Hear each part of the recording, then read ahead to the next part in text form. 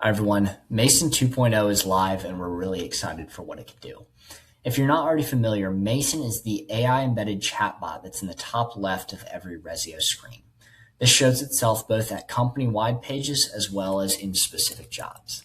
I'm going to ask Mason what it can do to just give you a quick glimpse of all the functionality that Mason has. It can pull information for you based on projects or company-wide, as well as take action, like creating a schedule based off of an estimate, running a financial snapshot based off of outstanding invoices or uncategorized bills, or maybe creating a daily log and a to-do based off of a site log. Those are just a few examples, but the opportunities really are pretty limitless.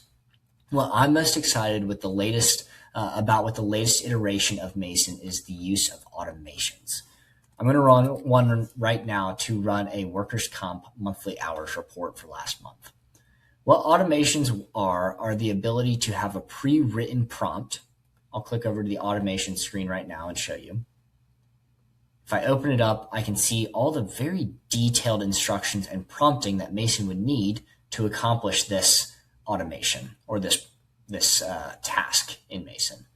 What the automations do are allow me to simply hit the app button and select that automation and tell it to run. Mason will often ask some clarifying questions. It's called human in the loop, so that you are giving permission before Mason takes actions, or maybe it just needs a little more clarity before it gives you a firm answer.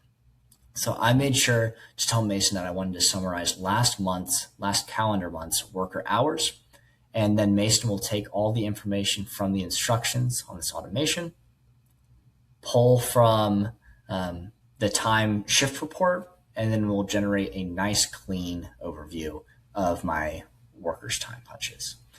Important to note that the more areas that you're pulling from, the longer Mason could take, but it's typically just a matter of 30 seconds or so. So it will continue to generate, and then I'll show you what the output looks like.